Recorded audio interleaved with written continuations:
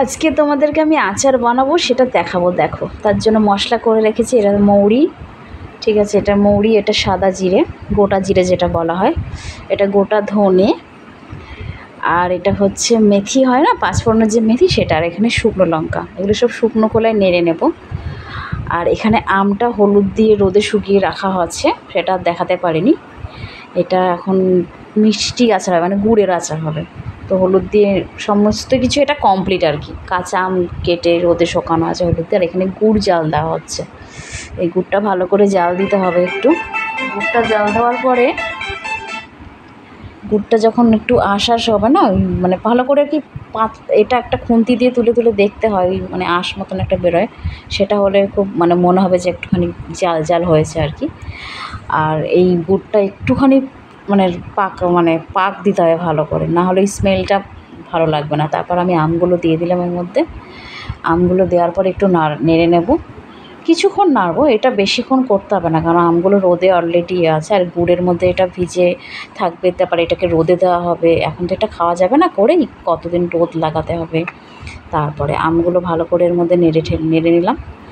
নাড়া হয়ে গেছে, এখনও কিছুটা বাকি আছে কাজ, কিন্তু এখনও কমপ্লিট হয়নি। ওই যে মশলাটা আমি দেখিয়েছিলাম, সেই মশলাটা আমি এখানে নেড়ে নিয়েছি শুকনো খোলে, সেটা তোমাদেরকে দেখাতে পারিনি। শুকনো খোলে নাড়ার পরে এখানে আমি গুঁড়ো করছি, সেটা তোমাকে দেখাচ্ছি। দাঁড়াও, একটুখানি আমটা একটুখানি নেড়ে নিই আর একবার, তারপর তোমাদেরকে দেখাচ্ছি মশলাটা লঙ্কা, গোটা ধনে, গোটা জিরে আর মৌরি, এই যে হয়ে গেছে। এটাকে মানে মিক্সিতে করিনি, কারণ এটা একটু গোটা গোটা রাখতে হবে। মিক্সিতে করলে পুরো মিহি হয়ে যাবে, তাই জন্য ওটাকে এমনি হাতেই করেছি। ওই বেলুন হয় না রুটি বেলার, ওটা দিয়েই করে নিয়েছি, কারণ মিক্সিতে করলে প্রচণ্ড মিহি হয়ে যাবে।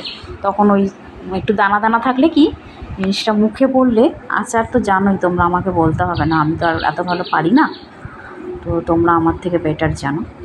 তো ওই গোটা গোটা থাকলে ওটা মুখে বাঁধবে বা হবে ভালো। আর মিহি হয়ে গেলে কি, পুরো মিক্সড মিহি হয়ে গেলে সেটার অতটা ভালো লাগবে না। তো এটা আরেকটু নেড়ে নিই, নেড়ে এবারে মশলাটা ছড়াবো।